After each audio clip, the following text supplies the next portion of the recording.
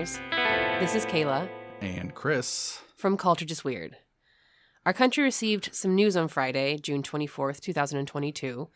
Roe v. Wade has been overruled in the Supreme Court.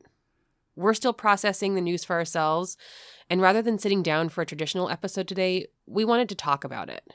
We'll do our normal business and our banter and our Patreon shoutouts next time, but for now, let's just talk. Because so many people, ourselves included, find ourselves asking, what do we do? What can we do? Roe v. Wade has been overruled in the Supreme Court. What does that mean? This is super interesting because I've actually never heard. I know about Roe v. Wade. I don't know the context of when it actually happened. Then let's get into some quick context. So Roe v. Wade was a 1973 ruling of the U.S. Supreme Court where the court ruled that the United States Constitution protects a pregnant person's right to choose to have an abortion. This ruling was supported by the right to privacy determined to be granted by the Constitution in the 14th and 9th Amendments. Essentially, the ruling declared that a woman or pregnant person had a right to privacy in seeking medical care, and that protected the decision to have an abortion. The court also announced a trimester timetable to further explain their stance and at what point during a pregnancy the ruling applied. So the court declared that the government could not regulate abortion during the first trimester. During the second trimester, governments could regulate abortions to protect maternal health, but not fetal life. And during the third trimester, generally after viability, quote unquote, abortions could be regulated or even prohibited by the government, but must preserve exceptions for those procedures needed to save the life or health of the mother. This nuance in Roe v. Wade is part of the reason why we have continually seen states attempt to regulate abortion and why rules regarding abortion have differed from state to state. But since 1973, abortion has been legal in some form in all 50 states. On June 24th, 2022, the Supreme Court overruled Roe v. Wade, deciding that the right to access abortion should be up to state governments to decide, not the federal government. Was there how did they overrule it? Was there a case that was, don't they have to hear a case?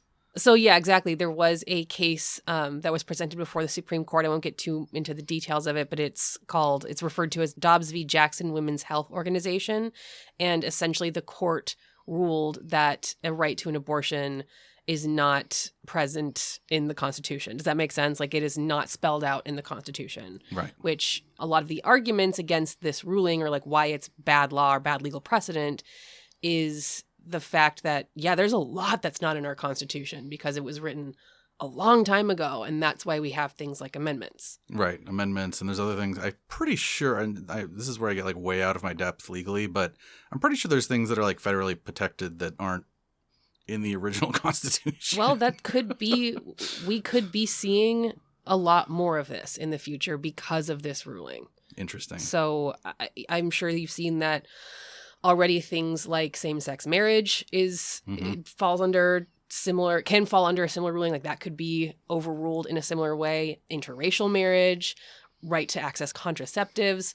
And all of those things are things that that's not just speculation anymore. Right. Clarence Thomas said, all those things are in the crosshairs. So we could see similar shocking rulings in the future because this kind of was oh shit, I guess they're really going to rule this way. I guess they're really going to rule constitutionally this way. And it does open up a lot of other issues we've made a lot of progress on to the same kind of overruling. So the same kind of, I need to ignore things that the Supreme Court says because they are no longer valid. Yeah, that's what it sounds like. Yeah.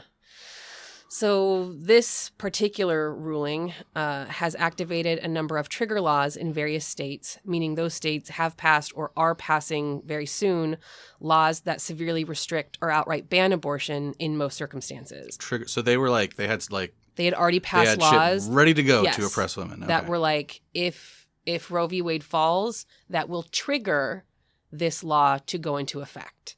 And I think that there were 13 states with trigger laws at the ready, and I think it is I bet I could name them. Likely that 26 states will be passing have passed or in the near future will be passing laws that restrict abortion access that were not there pre this ruling.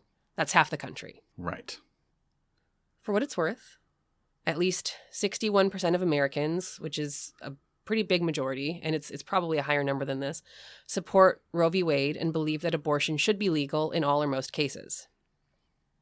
There's your context. This is a very brief and simplified version of what has just happened in our country, what Roe v. Wade actually was, the 1973 ruling, what happened in the arena of productive rights before Roe v. Wade, since Roe v. Wade, and what has led up to this moment now. And the consequences of this overruling are still unfolding. We are living in history yet again. Oh yeah, I mean it was announced Friday, and we were recording this on Monday. Yeah. So it's happening right now, and that means that by the time you hear this, it will be maybe out of date. Like, who knows? Completely out of date. What's going to happen, because we are in the eye of the storm right now. I did read regarding the polling. I remember reading something recently about like some of the nuance of how support or what's the opposite of support? Unsupport? Disport. Anyway, disapproval? I guess. I don't know the word. How people view this is pretty nuanced, right? Like there's it's not just like right to life, right to choice, or Roe v. Wade versus not Roe v. Wade. There's a lot of like, well, I guess the upshot of all this is even in the subgroup of I am against abortion, there are still according to this thing that I read, there's still a lot of people that answer surveys that will say like, I'm against abortion, but I'm also against the government doing something to restrict it for people. Right. So there's like some nuance there too, where there's actually like a chunk of the people that are against abortion don't think it should be regulated. Correct. A lot of people are feeling a lot of very different feelings. There are some people obviously that are rejoicing, that are elated, that feel victorious. But if we believe the numbers that you and I just referenced, most people are not. Many people are feeling despair, are feeling betrayal, anger, rage and outrage, fear, panic, and God knows what else, the unnameable. I'm ranging all the way from like despair to super despair on the other side. Sure. So what can we do? First of all, if you are someone who needs an abortion and live in a restrictive state, I would suggest downloading the Signal app and getting a VPN. You can check out plancpills.com for information on how to self-manage abortion with pills. To make an appointment at a clinic, visit ineedana.com. I will include more links to information in the show notes and on our social media. But most of all, please know that support is here for you. There are people that want to help, and there is a community. Please take care. For those of us who want to do something or, get involved, quote unquote, the number one thing that I can recommend, and this is a recommendation for those of us who haven't been at the forefront of organizing in reproductive justice spaces over the last 50 years, I am not one of those people. My recommendation is to listen. This moment feels like a tremendous loss. Maybe it feels hopeless, like you said, despair and super despair. Or it feels like we're starting over, we're back at square one, we're reversing time. But those feelings can sometimes cloud us from learning that this isn't really the case. We aren't back at square one. When we go out, I was at a protest on Friday, and one of the chants was, "We won't go back." And that's not so much a won't as a can't. What does that mean? For me, it means that since the passage of Roe, since before the passage of Roe, honestly, people have been hard at work in the field of reproductive rights.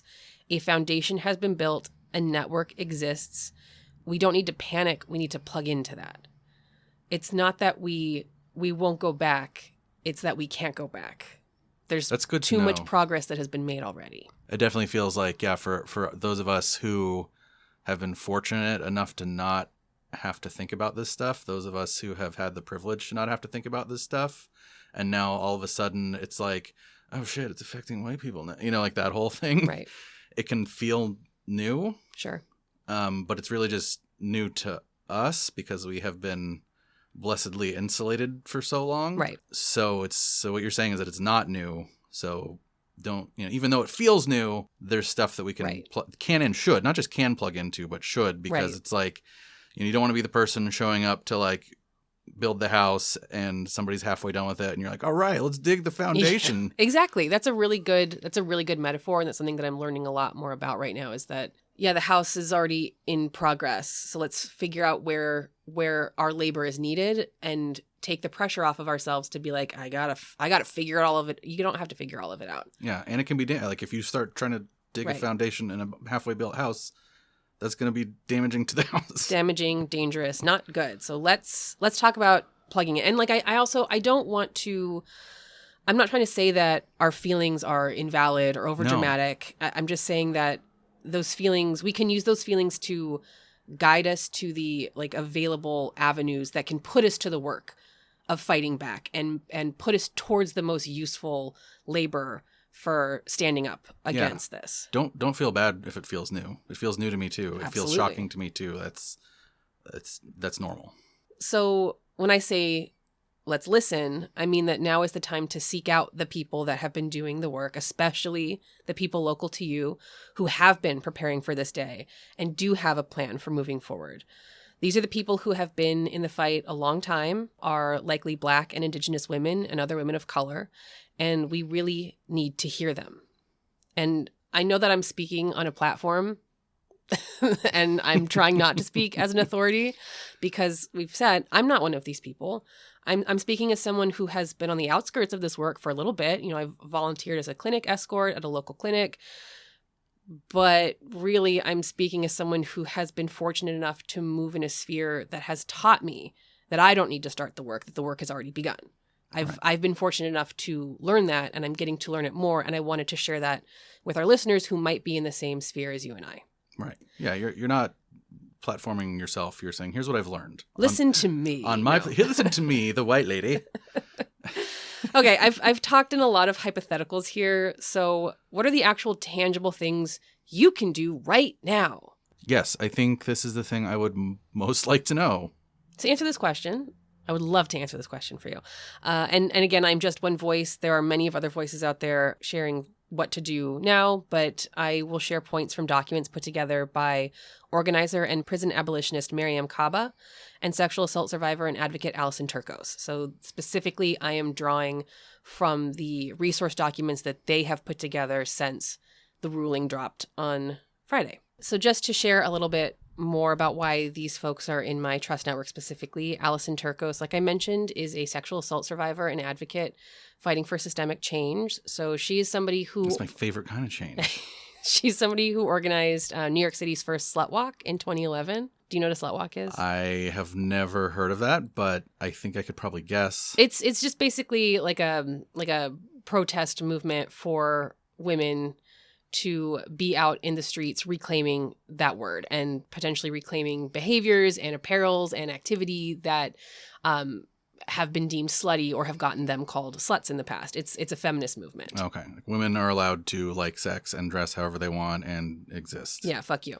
Right. I also really like the name. Agreed. She's also done things like she live tweeted her IUD on Twitter, like her IUD insertion, just to help destigmatize and demystify that process. She has been a protester who's directly confronted figures like Joe Manchin, and she is, I believe, currently suing the New York Police Department for the treatment she was met with when she reported her sexual assault. Well, you should have led with that. Yeah, honestly. That's now you got me. And Mariame Kaba, like I mentioned, is a prison industrial complex abolitionist. She has been working for decades in this field. She is a transformative justice advocate. She has supported youth leadership development. She's founded and been a part of a number of organizations. Project NIA is one of them, which is a group that intends to end youth incarceration. She has written a book. She's written a number of books, I believe, but she has written a well-known book called We Do This Till We Free Us, which I would recommend everybody reads. And since the ruling has dropped on Friday, she has been using her various social media platforms in order to help guide folks like you and me towards the people who have been doing this work for years and getting people connected to resources, to care, and to advocacy and activism outlets. So that people who are sounds good. Deeply in my trust networks, they should be in your trust networks as well. Thank you for explaining why I should place them in my trust network. You are very welcome. Like I mentioned, they both put together documents specifically or have been sharing documents specifically addressing the ruling on Friday. I will provide links to both documents in our show notes, and I will also post them on our social media as well. Yeah, and like links to their socials too? Absolutely. Sweet. So the biggest impact you can make immediately is to donate money. Oh, that's simple enough. I mean, yes, it is. But for a lot of people, that can feel like I'm not doing enough. And you really are doing enough when you donate money, especially for something like this. Because when I say donate money, I'm talking about to local abortion funds, to practical support organizations, and to independent clinics. I'm not talking about giving dollars to Planned Parenthood or to NARAL or to the ACLU, which, to be fair, are nonprofits with worthy goals, but they are big nonprofits with stable funding. We want to be putting our dollars towards the boots on the ground people, the independent clinics, which provide 6 out of 10 abortions. These places do not have steady funding, do not have steady cash flow. And they're the ones getting patients directly connected to abortion care or providing the abortion care. So we can put our dollars there and know that that is a worthy cause. So if I have $1 to spend right now, it's best to spend it on these local organizations, more so at least than the Planned Parenthoods of the world. Correct. Or the Democrats. Don't do that. I will not get into the whether or not we should be donating to Democrats to Nancy Pelosi right now. I don't have enough time on this podcast, and I will blow out our mics with the amount I scream. But yes, that is the idea here. And specifically, if you can, monthly donations are really needed. So again, just going back to this idea of stable income, stable income is crucial for local organizations. Right, they can plan more that way. You can plan more that way if there's, and it's little as $5, little as $1, just any stable amount that you can give. It's great. Like today, I canceled Apple Plus, and instead of giving $5 to Apple, $5 is now going to Access Reproductive Justice, which Kayla, is Apple needs your money. They do not need my money. They're fine without it. I'll steal their TV. Poor Apple. Those $5 are now going to Access Reproductive Justice, which is a California abortion fund. Okay. Why couldn't we cancel Paramount? Because I'm watching Evil right now. Oh. The other thing with the money, just while we're on that topic, is like, I know I said it seems simple and you said, oh yeah, it can feel like it's like not doing enough. But I remember hearing about this kind of thing, like, for example, like when Katrina happened, right? Right. When Katrina happened, it was the same recommendation. I've heard that for other natural disasters too, which this basically is. But going there and helping feels good. Like, you know, I really want to drive to Louisiana and help with stuff, but actually just sending money can be better. It can be a better use of resources, more helpful to the people that are already there, already doing the work. Right. It's like if people are already trained and if people already know how to build a house and are in the middle of building a house and are trained to do it, if you show up and need training, don't have any of the tools, maybe get in the way, that's actually not helping the cause. But if you send money to the people building the house, great, awesome. Yeah, they can afford to buy the slats for the roof and then finish the house.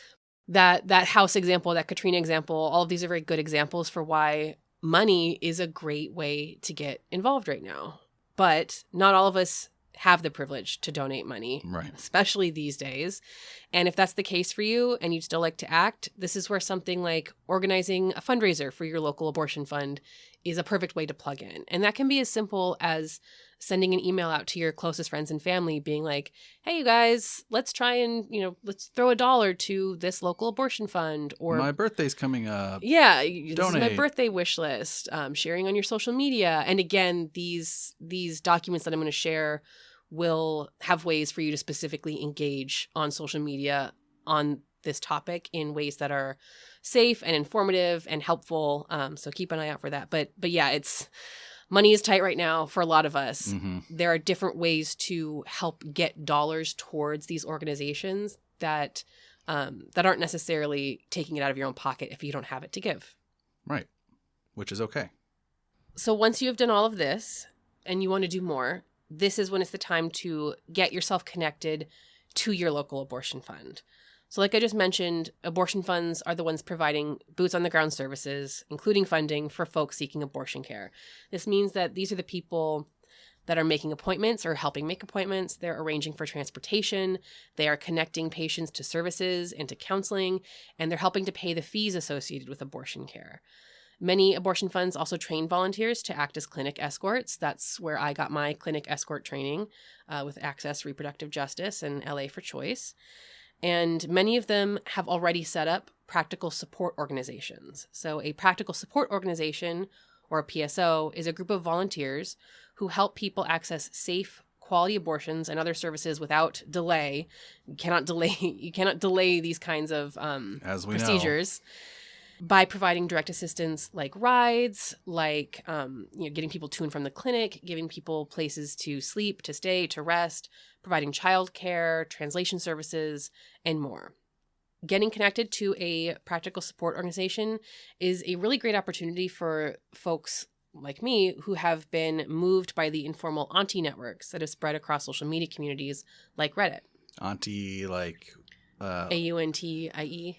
Oh, like your aunt. Like aunt. Oh, okay. Auntie networks. Have you heard of auntie networks? I have not heard of auntie networks. Okay, so auntie networks sprung up. They've been around for at least a year. It's probably longer. I'm not sure. But auntie networks are basically mostly women in quote unquote safe states or states that do not restrict abortion access, going online and saying, "Hi, I live here. I have this kind of room. I can support somebody who's seeking an abortion in my state." With the idea that somebody seeking an abortion in that state could then get connected to one of these people on the internet and stay at their home while receiving abortion care. And where do these networks live? Reddit. Social media. So a stranger on Reddit is like, "Come on into my home." I think that you are maybe knocking at the idea of why this is not actually a safe way to engage in reproductive justice activism. Okay. It's a wonderful desire to have, and the motivation is admirable. Right. But unfortunately, it's the auntie networks are not safe options for people seeking abortion care and for people offering support. Yeah, like operational security is paramount here. Right. Like especially with like the history of the forced birth movement, is like a lot of the stuff that they've done has been like infiltrating and like obfuscating the nature of what they're doing, like with the pregnancy crisis centers. Right. So you're specifically talking about the fact that, the forced birth movement, anti-choicers put clinic-looking things and call them pregnancy crisis centers and essentially trick pregnant people in crisis into going there thinking they're going to be able to access abortion care, medical service, healthcare. There's no healthcare there. There's scary pictures. There's fear-mongering. There's religious literature. There's pressure. And it's not good. And the history of the forced birth movement infiltrating abortion work and reproductive justice care makes the auntie network a very scary place to operate. It means that you need security. You need to be security minded, and random people unvetted on Reddit. Unfortunately, it can sound great, but then you found yourself in a very hostile environment. There's nothing stopping an anti-abortion activist from declaring themselves a member of the auntie network and offering a room to a person in crisis, and you can take it from there. I don't want to even So like we've just said, the auntie networks are not able to vet those volunteering to help. There's no network, there's no system, there's no infrastructure. It's just anybody declaring themselves safe, which is, I know that I'm safe, but I don't know that the thousands of other people are actually safe. Especially with the laws changing so rapidly now, it's not even necessarily a matter of like you might end up in the wrong hands. It's if you are connecting to somebody who isn't firmly aware of the laws or firmly aware of what their reach can legally be. Like it's not safe. Well, that was gonna be my next question. Actually, is like legally now, like this is bizarre that we have to say this, but like what, like for listeners that are in states that are passing some of these laws, like if you're in like an Oklahoma or Alabama or whatever, like what are they able to do? Like what are the organizations able to legally do? I don't want to get our listeners to do something that will get them in legal trouble. This is why I would say connect to abortion funds, because they will be able to help you navigate the rules better than I will be able to help you navigate the rules or the laws or the legal loopholes or whatever. And again, you can visit ineedana.com. That's just a great resource to get you connected to clinics. And those are the folks who will specifically be able to help you navigate those laws and rules. Because it's tricky. It's been tricky terrain, and it is tricky terrain. So along that same like security line, like make sure that you are doing enough research for where you live and what all these crazy new laws are there right now. What this means to you. What this means to you before you act, and just make sure that you're not doing something that's going to put yourself at risk. And again, speaking of risk and OPSEC, like you were talking about, it's not safe for individuals to be openly advertising on the internet their willingness to aid and abet. It's just not the safest thing in the world. And the fact that the internet is public, this public declaration puts you and anyone you might help at risk. If you tweet out, I've got a room in wherever and I'll help you, it doesn't take much for a sufficiently motivated forced birther to comb through your social media and be able to find out where you are. Mm-hmm. You've got Instagram pictures, you've got Facebook stuff, you've got tweets with locations on. Right. This is not proper operational security. It's not a safe system. So if you want to volunteer in this way, and God bless you if you do, because it is so needed, systems are in place, and these systems and networks help keep people safe, patients seeking care and volunteers alike. So I would say, a lot of practical support organizations and abortion funds, they are getting flooded right now with folks who want to help, because folks really do not support what just happened on the 24th. Right. I'm sure it's overwhelming. So something you can do is set a reminder for a week from now or 2 weeks from now to reach out to these organizations. So when that initial swell has started to go down and the volunteers working the admin side are less overwhelmed with new applicants, you can still get connected, but you're not part of that tidal wave. Right. That makes sense. Safety. Safety. Donations for abortions.com will get you more information about abortion funds and PSOs in your area. Another important way to help is simply to talk about abortion without apology and without euphemism. Using the word abortion helps to reduce stigma, secrecy, and shame. Like often we will see a woman's right to choose or, access to healthcare. Like we'll see euphemisms used. The pregnancy was terminated. Things like that. And it's okay, obviously, to use euphemisms if that's what you need. But when we're talking about abortion, it is also okay to use the word abortion. It is not an offensive word. It is a word for a medical procedure. Right. And we need to be able to surgery. talk about it. Yes. Abortions are a common medical procedure. It is very likely that you love someone who has had an abortion. So finding ways to talk about abortion in your community is paramount. So you can do something like, if you're a part of a book club, suggest a book like We Organize to Change Everything, Fighting for Abortion Access and Reproductive Justice for your next book club. Or you can invite your friends to a local political education discussion about the history of abortion rights and access, which a lot of Democratic Socialists of America chapters are starting to organize. You can check in with your neighbors to see how they're doing after hearing all this news. And you can be open yourself to these conversations when they come up. We need to talk to each other. We need to say the word abortion. I will share a Let's Talk About Abortion toolkit and a talking points sheet. And again, when talking about abortion in person or social media, make sure to triple check the information you're sharing so that it's safe and that it's accurate. There are, again, some great resources are ineedana.com, plancpills.org, and abortionfinder.org. And these will, again, be linked on our social media and in our show notes. And hey, if you're going to share information, go all the way back to our first episode of the season, baby.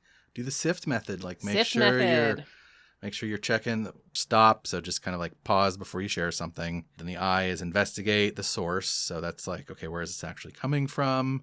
F, find better coverage. That's double checking other things. And then T is trace claims and quotes to their original context. So like there might be some quote that is just completely taken out of context. So check it back at its original context. There was actually something that was going around social media, I think yesterday, the day before, about like the Pentagon. Yeah. So SIFT is a good way to avoid shit like that. SIFT, baby. If you're looking specifically to take political action, you can learn more about the Women's Health Protection Act, and you can call your state legislator to demand they protect abortion at any time for any reason. You can tell your DA that abortion is healthcare and to not go after women seeking abortion and abortion providers by signing the petition on colorofchange.org. So Google tell your DA #abortion is healthcare. If you are in Kansas, Vermont, Kentucky, or Michigan, please check the show notes for upcoming political actions in your state. We need your voice, we need your vote, and we need your political will. Who is Will, and why do we always need his political? I hate the way you're looking at me right now. I hate it. I didn't used to hear the term political will, but now it's just everywhere, and I can't stop saying it. Political will. But what about political Steve? No political Steve. Finally, the last thing I'd like to recommend is to spend time with your friends and family. All we have is each other. Horrible, unjust political shit happens all around us all the time. We fight and others fight and bad actors continue to fight back, and it can feel terrible and hopeless and awful. But it's not the entirety of our existence. Resistance also includes joy. Schedule Zoom dates with your friends and cry about the bad shit, and also talk about the crappy movies that you've just watched and what you had for lunch. Get dinner with the people in your COVID bubble and talk about the ways that you're acting, and also about the hilarious TikTok you saw earlier. Spend time with your chosen family, help each other with chores, and talk about the future. We cannot fight if we do not have a community at our backs. Build your community. Well said. If all of this feels overwhelming to you, remember that any one individual cannot do it all. The weight of this and every pillar of social justice, it doesn't rest on your shoulders. It rests on all of our shoulders. We are in this together, and there is no expectation that you do everything all of the time. In the words of Mariame Kaba, quote, "You are not needed everywhere, but you are needed somewhere. Find your somewhere and plant yourself there. Help your seeds grow there." That's my advice on what you can do right now. Do what you can, when you can. Take care of yourself. Be honest about your capacity. Accept that this will be a long fight, and be there for your community. This is the only thing that makes sense to me. I don't know. Yeah, it's because otherwise it would be overwhelming. So I want to ask you now, Chris. Yes, Kayla. In spirit of building our little community of two. Well, don't forget we all have our parasocial friends. And all of our parasocial friends. How are you doing with the news about Roe v. Wade getting overturned? It's how's the man feeling? Yeah, the important I'm leaving that because as the white male, I feel like my voice is the most important one right now. And no, it's okay. So it's, I don't know, man. It's challenging for a lot of ways, some ways which I don't even know if I want to get into on the podcast or not. Sure. Obviously, it's particularly challenging for us, given the fertility journey that we have had. I don't know how much of that you care to share. I know, obviously, we've shared quite a bit of it on previous very special episodes. Yeah.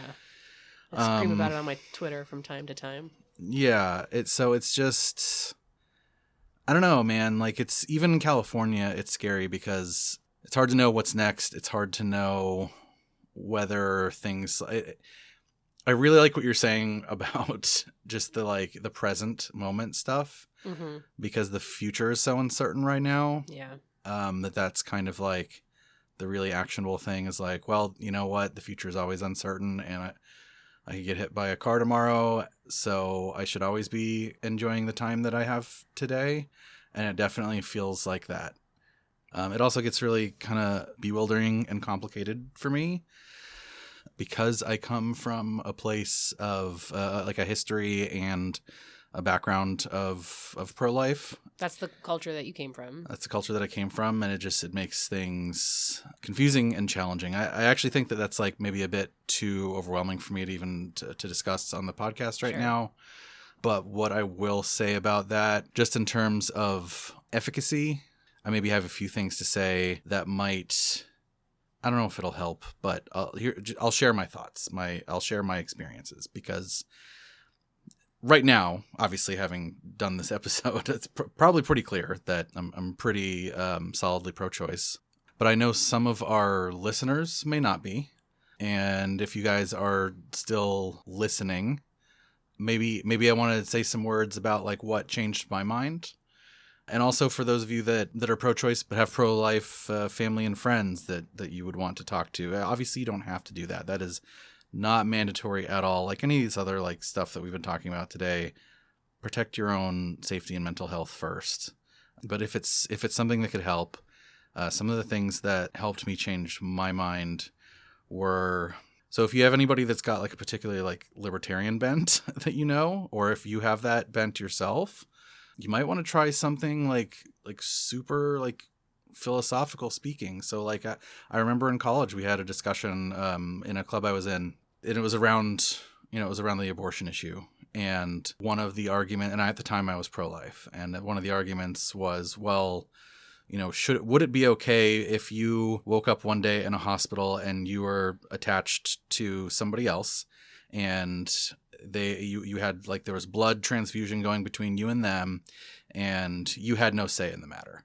Like, would that be okay with you? And even if they're sick or not, is that okay that you had this imposed upon you? Is that okay that you are not allowed to make this choice, even if it results in the other person's death? And now this is a fully formed person, not a fetus. So the question was, would it feel immoral one way or the other, whether you say like, no, I should not be forced to be connected to this person, even if it is providing them life, because I was not given a choice in this matter.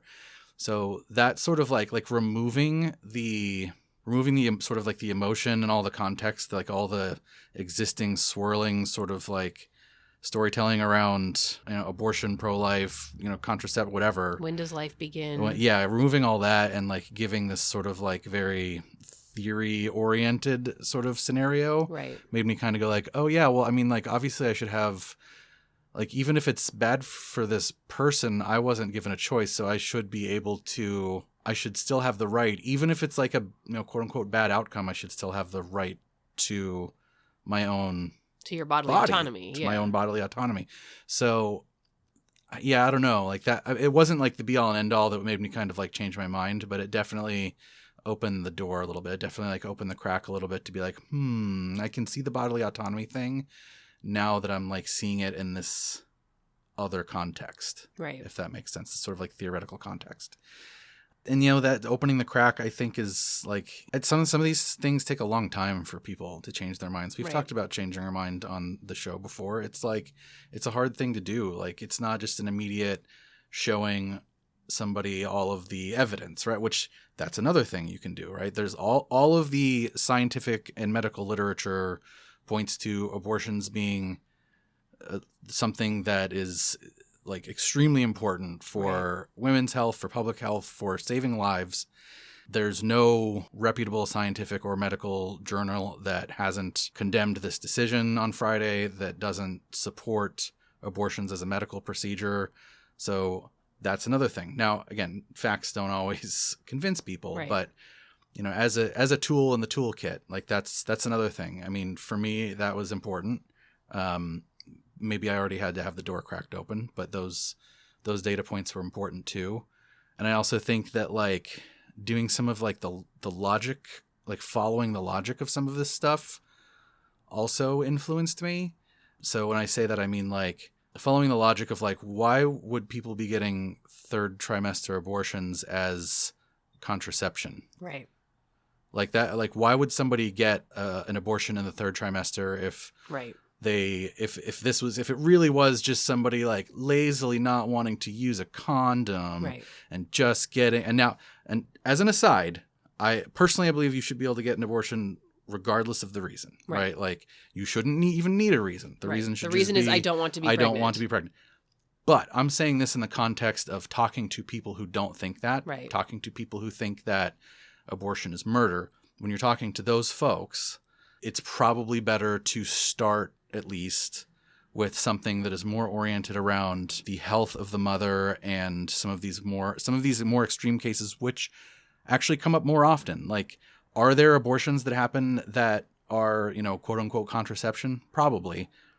But for folks that are like more pro-life, I think it might be more beneficial, at least it was for me, to learn about or think about all of these other cases that aren't that are actually like the majority of abortions that happen are because there's this medical need. Like if you're having again, follow the logic. If you're having an abortion in the third trimester, it's because something horribly wrong happened with your pregnancy. This was a wanted pregnancy. This was a wanted pregnancy, and it is an unwanted abortion, but it's needed for medical reasons. It's not, nobody's carrying a baby to 7 months of term and then be like, actually I changed my mind. Like that, it's an incredible, and I've witnessed it now with you, and it's an incredibly taxing, incredibly arduous journey.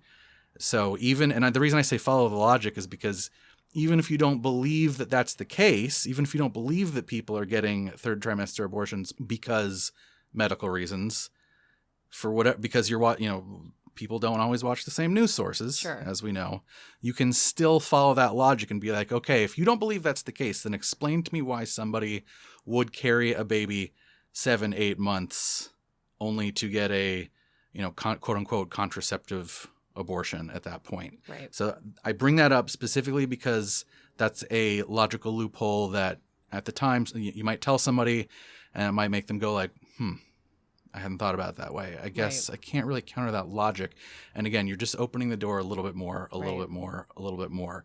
And then you might be open to thinking more about like, okay, well, actually, if that's the case, then is it I'm going to look this up more. Oh, it's actually the case that most abortions are for these medical reasons. Once again, I just want to clarify one thing. When you're saying most abortions are done for medical reason, you're talking specifically about third trimester abortions, which are rare.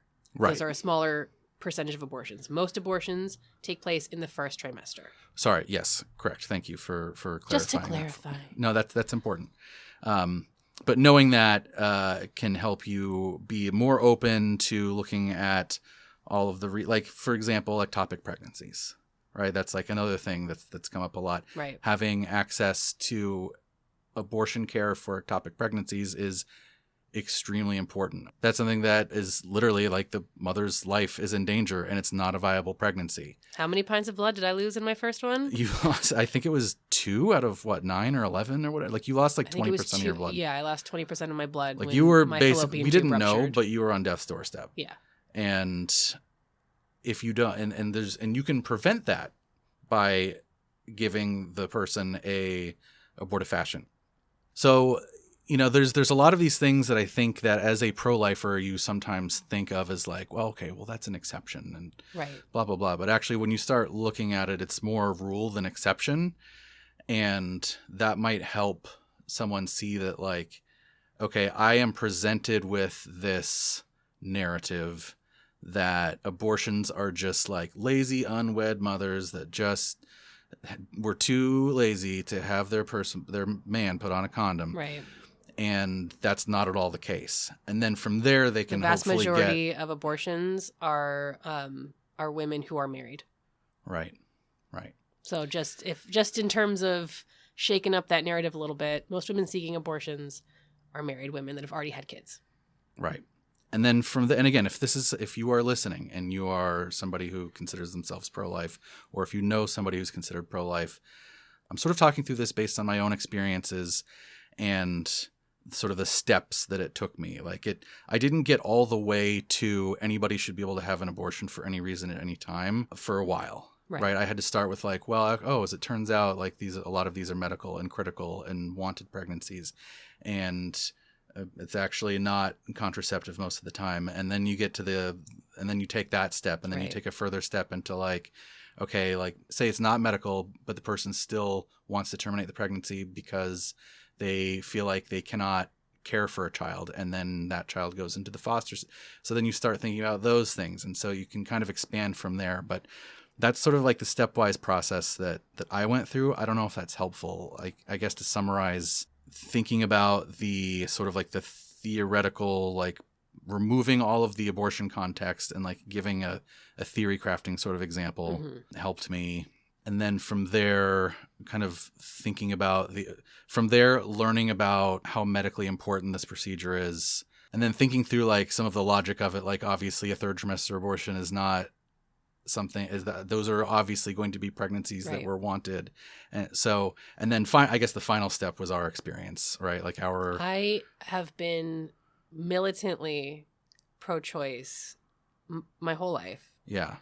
Having been pregnant multiple times, having had multiple losses, I am even more so. Yeah. It has only made me realize more and more how important the right to choose, the right to bodily autonomy is, the right to family build in a way that makes sense for you and your body. It's only made me more steadfast in those beliefs and more dedicated to the choices that I'm afforded, to making sure that those are afforded to other pregnant people. As many people as possible. Yeah. Yeah. I same. I was pushed much further in that direction, like much more than anything else, honest. Like it was like a bunch of small steps and then like some giant steps, Right. and the giant steps were our experiences. I mean, we've been on panels now for other, Lost parents. lost parents, bereaved parents. And, we've heard many times where somebody has said, like, I had this pregnancy and I really wanted it. And then something like horrible happened, and then it became non-viable. And I remember one lady talking about, like, she actually had trouble finding someone to perform In the state of California. the abortion in the state of California. She had to go to Nevada. So that's even in California. And again, this is a wanted pregnancy that this was a traumatic experience Right. that this person had. And then on top of that, she had to go through the additionally traumatic experience of, I can't find somebody easily and readily to help me end this pregnancy the way it needs to be ended. Right. So it's like just hearing those stories too is just like, how can we be putting people that are already, and how can we be putting people through this that are going through things that we've gone through that are like just earth-shattering, just horrible. And then on top of that, like, these things are way more common than people think, right? Like, we found that out when this happened to us. I don't think we knew how common it was. And then now we've heard, like, people will say, like, oh yeah, I've miscarried. Oh yeah, I had to have, like, I had a pregnancy that wasn't viable and had to have an abortion. I've had a premature birth, whatever. Like this, like the fertility journey we've gone on has been pretty wretched, and that turns out to be the case for a lot of people. So it's not just that it really sucks to also be subjected to this like cruelness on top of that you can't get access to the healthcare you need. It's also like 30% of people. It's like a lot of people. Right. So yeah. So going through this too is the same thing. It's just made me go a lot in that direction. So yeah, I guess if I had to sum up, it would be like sort of like the theory crafting thing helped, and learning more about like the medical procedure and what that involves, and like who's getting which abortions for which reasons. And then I'm not saying like go through your own like fertility crisis. Don't do that. But educate yourself potentially, and then that might also help enlighten. And I think that taking the risk to have a little more trust in your fellow human, in your fellow humans, is really important here. Taking the risk to trust that other people are other people just like you and are making the choices that are best for them and deserve the dignity and the humanity to be able to make these decisions for themselves. And whatever my judgment is should not really have any bearing on the choices that they inherently should get to make because of their existence as another human being on this planet. And I appreciate you talking about talking through the ways in which you've changed your mind and ways which may help other people change their minds, because I know for me, I'm not interested in having those conversations. That's a way for me to protect my mental health and well-being. Yeah, and I just want to say, like, that's totally okay too. Like, yeah, I know. I'm just saying. Everyone that's listening, yeah, but this is for our listeners. Like, anyone that's listening to this, if you're hearing the things that I'm saying and going like, well, that's, I don't feel like I should have the responsibility to need to do that. That is not what I'm saying at all. Right. Like, please don't feel that way. I am only saying this as like for anybody that is listening that might not be on the same side we are on this. Right. And for anybody that is listening that might have friends or family that applies to. And also, it's something that you really think you want to engage with, that you have the energy and time and wherewithal to engage with. Those are just my experiences that maybe help there, but don't feel like you have to. Yeah, for me, having these conversations is not where my activism lies, and that is going to be where some folks' activism lies. I think the quote I said earlier was, you're not needed everywhere, but you're needed somewhere. So not everybody needs to be trying to change people's minds, but some people do, and some people need to be over here giving rides, and some people need to be over here donating money, and some people need to be over here making political phone calls, and some people need to be campaigning, and some people need to be going to medical school to be able to work in clinics. Like there's different places for all of us to be, and that's what this fight entails. Roe was not won by votes. Roe was not won by people being out in the street. Roe was not won by enough doctors doing X, Y, and Z. It was not any single thing. And so we will not regain these rights back through any single thing. It was well put. Thank you for having this discussion with me. I appreciate it. The last thing I want to say is to yet again quote Mariame Kaba, "Let this radicalize you rather than lead you to despair." This is Kayla. And this is Chris. And this has been Cult or Just Weird.